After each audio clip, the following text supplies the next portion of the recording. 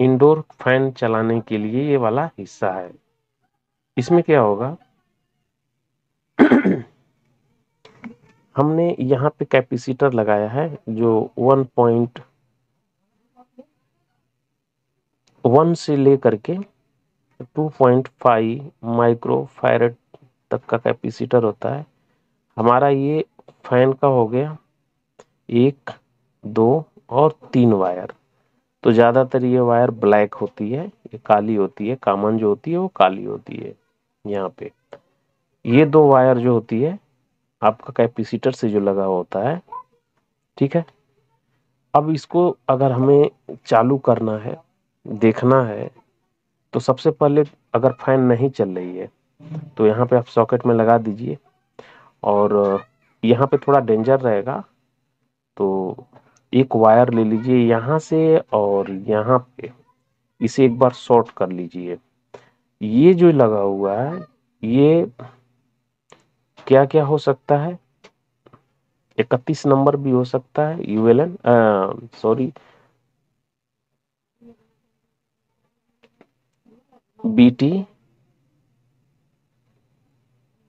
31, 131, 31 number, 34 number, 36 number, ये सब जो ट्रैक होते हैं ये ट्रैक है, ठीक है। यहाँ पे ट्रैक लगा होता है। तो इसका एक टर्मिनल 1 हो गया, टर्मिनल 2 हो गया, और एक हो गया आपका ये गेट हो गया, ठीक है। ये गेट है। तो इसको पहले आप यहाँ से शॉर्ट करके देख लीजिए। तो मोटर आपकी चल गई तो समझ लीजिए कि आपका मोटर सही है, यानी मोटर के ट्रैक और मोटर के कनेक्शन सही हैं। अब इसके बाद दूसरे चरण में तुरंत काम कर लीजिए। यहाँ पे देख रहे हैं कि एक रजिस्टर लगी हुई है, ये वाली, ठीक है। इसको जो आएगी सप्लाई, अच्छा इसको चलने के लिए यहाँ पे आप वही काम करिए जो मीटर को फिर लगाइए, मीटर को उसी रेंज में रख लीजिए, कांटे वाले मीटर को। और उसका जो है प्लस वाला यानी रेड वायर यहाँ पे लगाइए,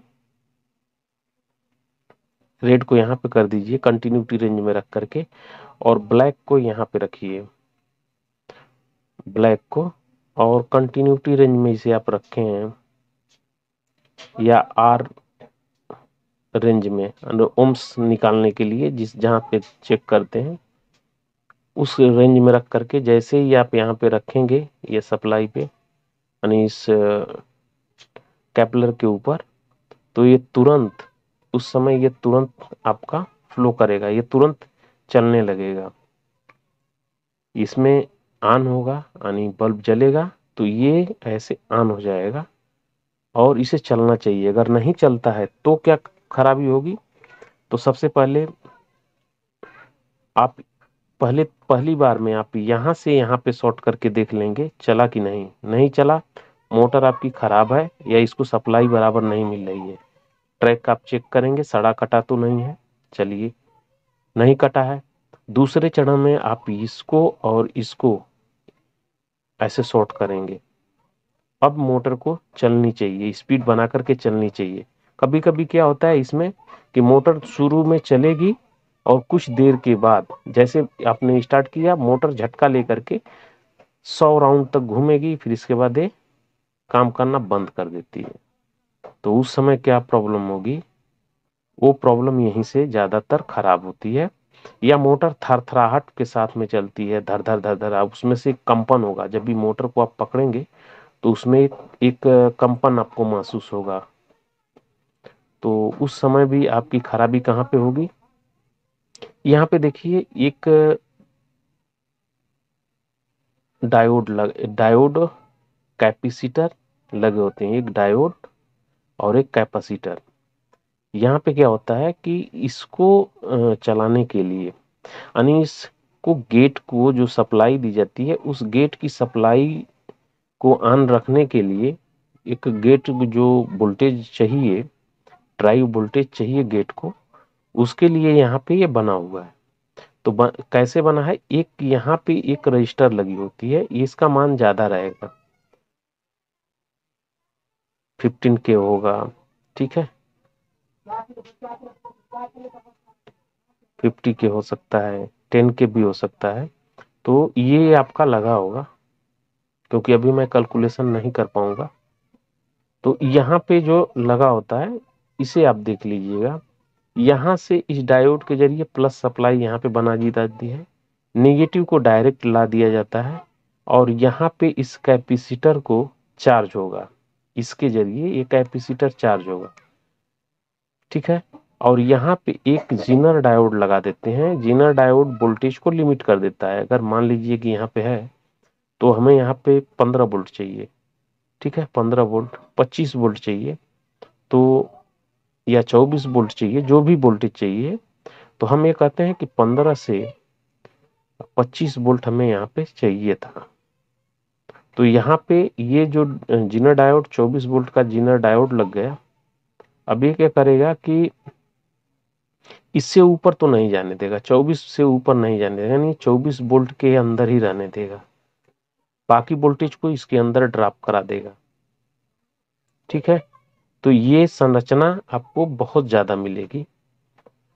तो इस कंडीशन में अगर यहाँ पे वोल्टेज नहीं बनते हैं, इससे पहले आपको वोल्टेज चेक करना होगा इस कैपेसिटर पे। वोल्टेज नहीं बनने तो जिम्मेदार कौन होगा? एक तो ये ओपन हो सकता है, दूसरा ये खराब हो सकता है या शॉर्ट हो सकता है, तीसरा ये भी। तो ये वाला जीना डायोड है, अगर शॉर्ट हो जाएगा तो वोल्टेज को खा जाएगा, वोल्टेज यहाँ शून्य हो जाएगा, यानी इस तरह से डायरेक्ट हो गया, ये भी डायरेक्ट हो गया, और सारा वोल्टेज इसमें जाएगा, ये हीट होने लगेगा। वैसे तो ये हीट होता है, चालू कंडीशन में ये हीट होता है, क्योंकि इसमें इसके जरिए इसके द्वारा ड्रॉप कराया जाता है जो वोल्टेज, तो इसमें हीट होता है ये। और ये करीबन 2 वाट की रेजिस्टेंस लगी होती है। ठीक है, तो इसे आपको चेक करना होगा। ये वोल्टेज होने के बाद जैसे ही आप यहाँ पे लगाएंगे तो ये ऑन हो जाएगा। अगर नहीं ऑन होता है तो इसे आपको देखना होगा, जो इसके गेट को दी जाती है, यानी ये वाला रजिस्टर। तो इतना ज्यादा खराबी नहीं आती है, ज्यादातर खराब होता है तो ये होता है इसमें, और ये होता है। कैपेसिटर जब भी अपना वैल्यू चेंज करता है तो समस्या आती है कि पहले कुछ राउंड घूम लेगा, या मोटर में थरथराहट के साथ चालू होगी। ठीक है, थरथराहट है ये। तो इसमें क्या होता है कि पहले तो इसकी जो सप्लाई रहती है वो दे देता है, और बाद में ये कमजोर पड़ जाता है, लूज हो जाता है। तो यहाँ से भी एक लहर, जो हमारी ये वाली लहर इसके अंदर जाने लगती है, फिल्टर हो नहीं पाता है। तो गेट को पल्स ऐसे मिलने लगती है, और फिर थरथराहट शुरू हो जाती है। और ये थरथराहट कभी कभी मैच करती है, किसके साथ में मैच करती है आगे मालूम पड़ जाएगा, इसे याद रखिए। ये वाली जो है, जब भी हम डीसी बनाते हैं अगर शुद्ध नहीं बनाएंगे तो वो ऐसे ही बनती है ना।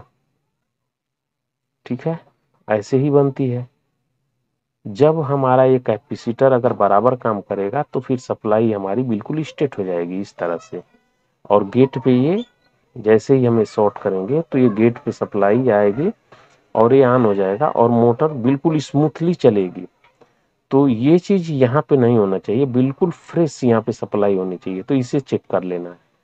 अब इसके बाद अगर हम, ये तो हो गया यहाँ पे, अब हम यहाँ पे सप्लाई देंगे, और यहाँ पे यानी हम यहाँ पे प्लस सप्लाई, यहाँ पे माइनस, मीटर के जरिए जब अप्लाई करेंगे तो ये ऑन होगा, और फिर इंटरनली ये ऑन हो जाएगा, तब भी हमारा मोटर चलेगा। तो ये चीज हो गया। दूसरा चीज, जब हम जैसे ही स्विच ऑन करेंगे तो मोटर की जो शाफ्ट होती है वो टर्न्स करती है, मानी एक बार एक झटके में थोड़ा सा ऐसे रन करके रुक जाती है। और फिर जब ये कमांड यहाँ से माइक्रो कंट्रोलर से कमांड निकलता है, तो ये यहाँ पे एनपीएन एक ट्रांजिस्टर लगा है, ये एनपीएन ट्रांजिस्टर, ये एनपीएन ट्रांजिस्टर, ये एनपीएन ट्रांजिस्टर, ये सभी मिलाकर के एक यूएलएन के अंदर हो सकते हैं। ठीक है, ये यूएलएन के जरिए भी हो सकते हैं। तो ये आपको चेक करना है, यूएलएन 2003 यहाँ पे लगा हो सकता है, ये ध्यान रखिएगा। मैंने यूएलएन के अंदर ये 7 ट्रांजिस्टर लगे होते हैं, मैंने अलग अलग कर दिया है यहाँ पे। तो यहां से जैसे ही आप ऑन करेंगे तो मोटर को ये पल्स आएगी, यानी यहां से वोल्टेज आएंगे 1.2 वोल्ट से लेकर के 5 वोल्ट तक। ठीक है, तो 5 वोल्ट नहीं, इसमें कम ही आएंगे, रीजन क्या है वो भी मैं बता देता हूँ। तो 3 वोल्ट तक आएंगे यहाँ पे ये वाली सप्लाई। इसमें जो आती है सप्लाई, अगर इसे आप चेक करेंगे तो ये सप्लाई आपको कभी भी, अगर डीएसओ में देखेंगे तो ये सप्लाई कुछ इस तरह से आती रहेगी। ठीक है, अब यह इस तरफ से आने वाली जो है वो आपको इस तरह से मिलेगी, क्योंकि ये सप्लाई आएगी तो कंटिन्यू नहीं आएगी, ये बंद चालू आएगी। उसके पीछे का कारण क्या है, ये पहले ऐसे रहेगी, पहले ऐसे देगी, फिर इसके बाद दूसरे चरण में पहले ऐसे देगी और ये कंटिन्यू देती रहेगी, फिर इसके बाद इस तरह से कर लेगी, बराबर बराबर, हाफ टाइम चालू हाफ टाइम बंद। फिर क्या करेगी, अगर जो ज्यादा कुछ नहीं, अगर कुछ होगा, फीडबैक नहीं मिल रहा है, तो फिर ये दूसरे तरीका फिर अपनाती है, ये पूरा इतना ऑन रहेगी, थोड़ा साफ होकर के फिर ऑन हो जाएगी। फिर ये टेक्निकल, इसके अंदर ये सब प्रोग्राम किया रहता है, इतना इंटरनली तो कोई बताएगा नहीं।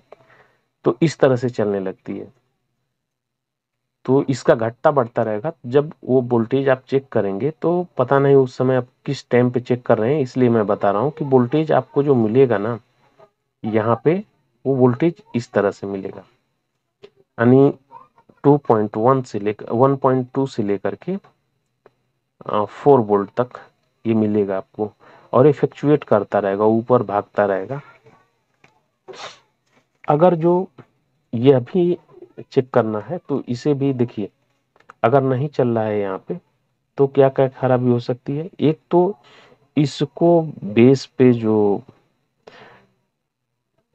पुल डाउन की हुई है रजिस्टर से, ये वाली रजिस्टर अगर खराब हो जाती है, शॉर्ट हो जाती है, शॉर्ट हो जाती है, तो यहाँ पे माइक्रो कंट्रोलर से आने वाली पल्स को दबा देगा, यहाँ पे जीरो कर देगा, तो ये संचरण नहीं करेगा।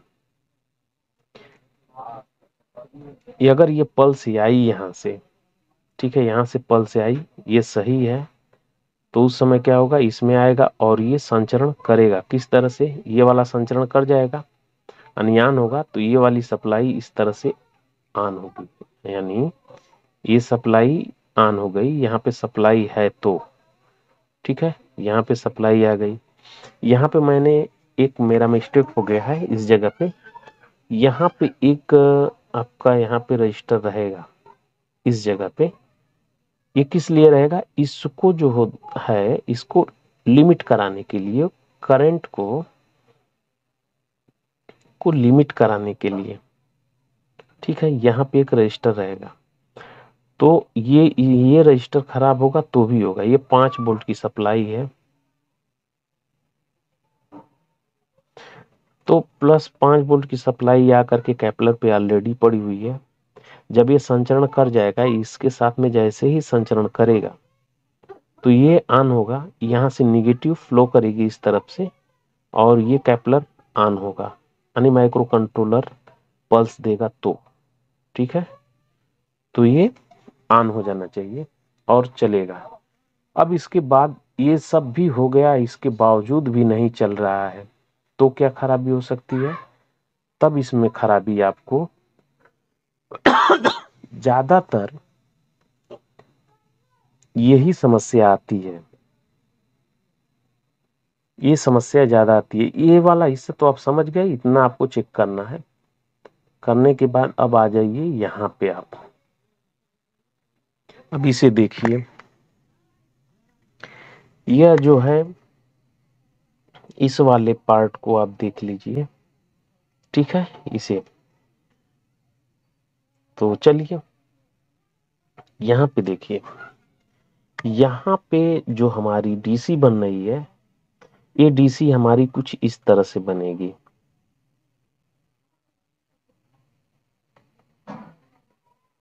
ठीक है, ये डीसी क्योंकि फिल्टर यहाँ पे लगा है, डायोड के इस तरफ लगा है ना, तो यहाँ पे हमारी रिपल में ही डीसी बनेगी इस तरह से।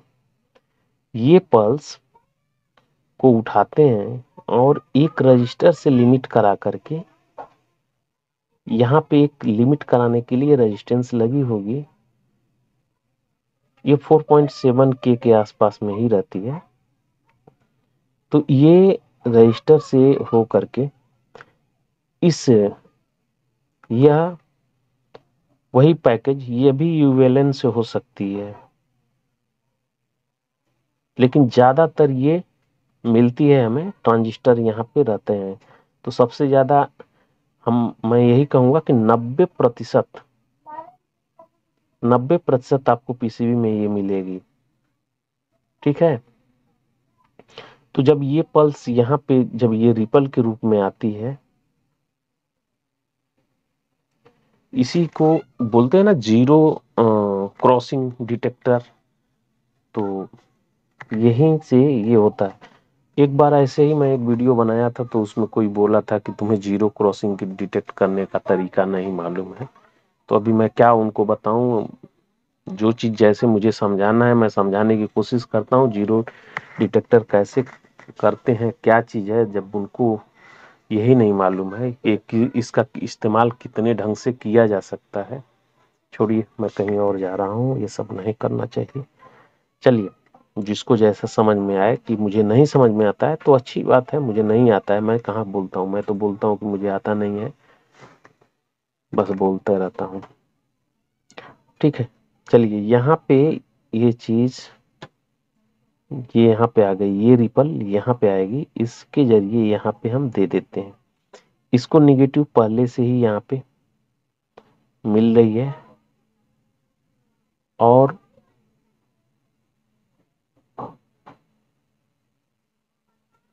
निगेटिव मिल गई, पॉजिटिव यहाँ पे होना चाहिए।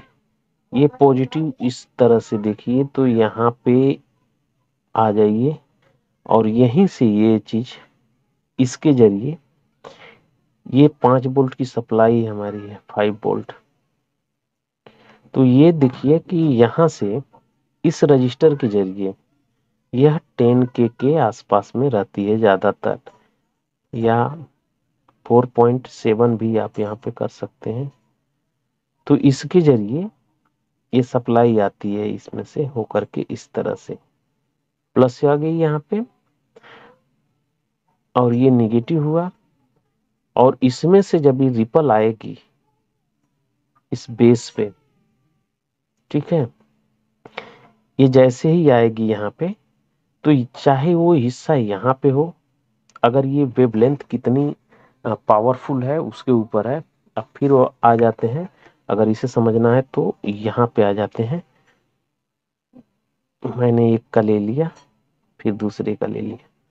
अगर हमारा यहाँ पे जो हमने लिमिट सेट किया है, वो लिमिट यहाँ पे देखते हैं, ये वाला हिस्से, ऊपरी वाले हिस्से में, तो ये और ये वोल्टेज अगर मान लेते हैं कि यहाँ पे है, तो 12 वोल्ट बन रहा है।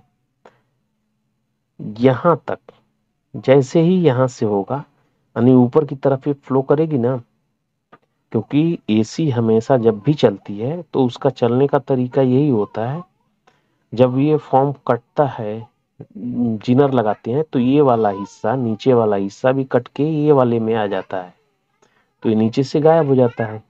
तो यहाँ से यहाँ तक आने में, सफर करने में जैसे ही स्टार्ट होगी, तो इस वाले पॉइंट से ऑन हो जाएगी, और यहाँ तक, ये वाले हिस्से तक ऑन रहेगी, और फिर यहाँ से ऑफ हो जाएगी।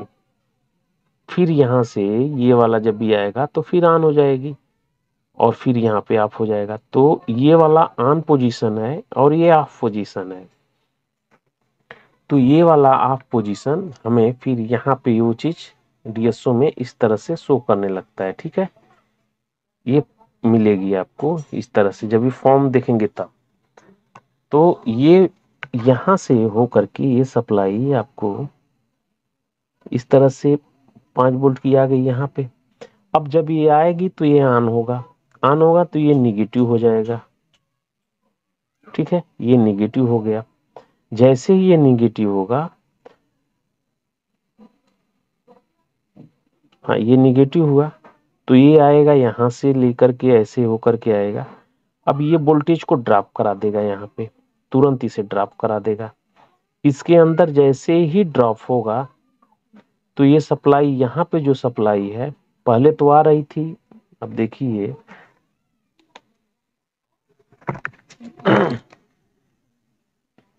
पहले यहाँ पे आ रही थी 5 वोल्ट। ये 5 वोल्ट तो ये वाला फिक्स रहेगा आपका। यहाँ भी इस रजिस्टर के जरिए यहाँ पे माइक्रो कंट्रोलर है तो यहाँ भी 5 वोल्ट रहा। लेकिन जैसे ही पल्स आई उस समय इसे बंद किया और ये निगेटिव इसमें फ्लो की, ये वाले हिस्से में निगेटिव फ्लो की ऐसे। जैसे ही फ्लो की निगेटिव यहाँ पे, तो ये वाला 0 हो गया। फिर पहले 5 वोल्ट था, फिर ये 0 हो गया। अब इसके बाद फिर अगले चरण में यहाँ पे ये तो प्रक्रिया चलती रहेगी क्योंकि हमारी जो वोल्टेज है वो रिपल में ऐसे आती रहेगी बार बार। तो उस समय ये जो है डिटेक्ट उसी को करता है कि कभी ये चालू होता है कभी बंद। तो इसमें कभी 0, कभी यहाँ पे भी आपको ये वाला अगर जो डीएसओ लगा करके चेक करेंगे तो आपको इस तरह से मिलेगा।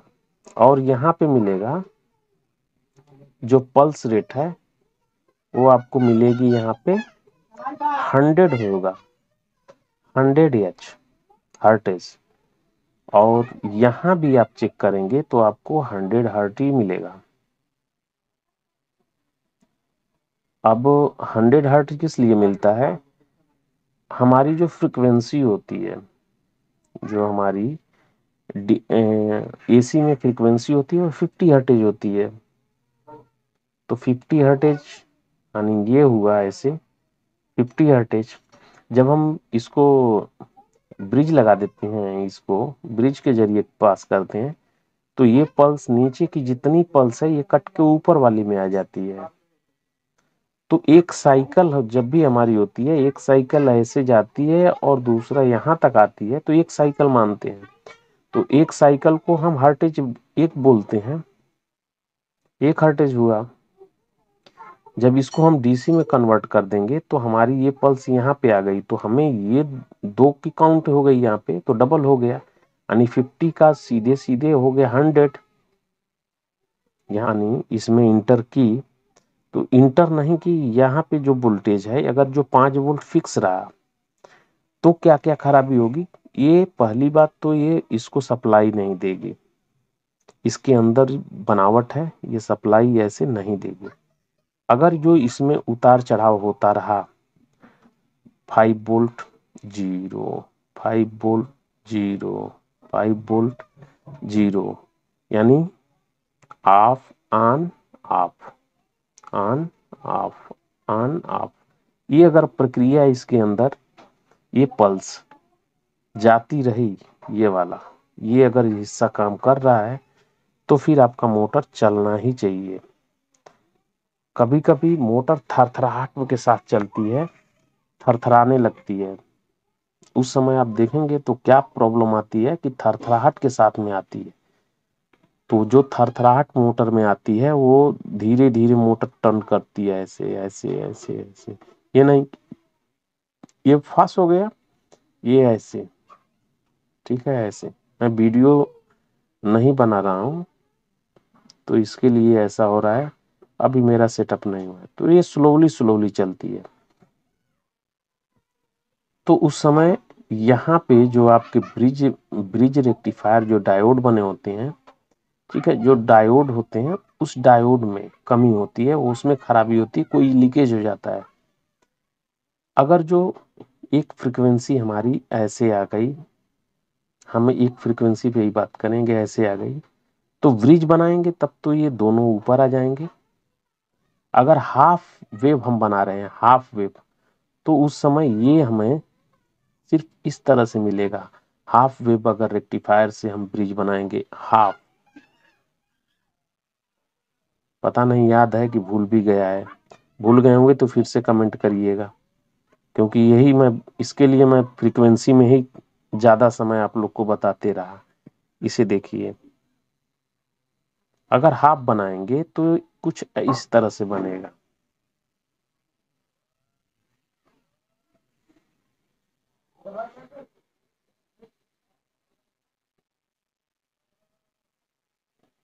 अगर हाफ वेव बनाएंगे, हाफ एक सिंगल डायोड से, तो हमें कितनी मोटर कितने देर तक ऑफ रहेगी वो देख लीजिए। ये हो गया पॉइंट, ये ऑन पॉइंट है, ये ऑफ का है और ये ऑन का है। तो आप देखिए यहां से तो ये ऑन हो जाएगी और यहाँ पे ऑफ हो गई। अब एक पल्स में यहाँ से ऑन होना चाहिए था, तो आपके पास जो ब्रिज रेक्टिफायर है, उस रेक्टिफायर में कोई न काम करने की वजह से अब ये पल्स गायब हो गई, ये शो ही नहीं करेगी। अब यहाँ से फिर स्टार्ट करेगी। तो होता क्या है कि जो यहाँ पे डिटेक्ट करके चलाती है, यानी जीरो को डिटेक्ट करती है, जीरो को जो बोलते हैं जीरो क्रॉसिंग का, वो यहीं पे फंडा काम करता है वो। तो वो चीज यहाँ पे होना चाहिए, यानी वो वोल्टेज यहाँ पे आना चाहिए, यानी जीरो से फाइव, फाइव से जीरो, यानी ये इसको अंदर इस तरह से यहाँ पे भी आप चेक करेंगे तो आपको मिलेगा, क्योंकि ये ऑफ ऑन हो रहा है। ठीक है, तो ये चीज आपको चेक करना है। तो इतना तो हो गया मोटर चलने के बाद। अगर मोटर चल रही है इसके बाद भी एरर आ जाता है, तब फिर क्या होगा, अभी मुझे ये दूसरे पार्ट में कवर करना होगा, क्योंकि हमारा लैपटॉप जो है देख रहे हैं यहाँ पे बैटरी, अब देखिए ये बंद होने वाला है, तो हमारा सब चौपट हो जाएगा।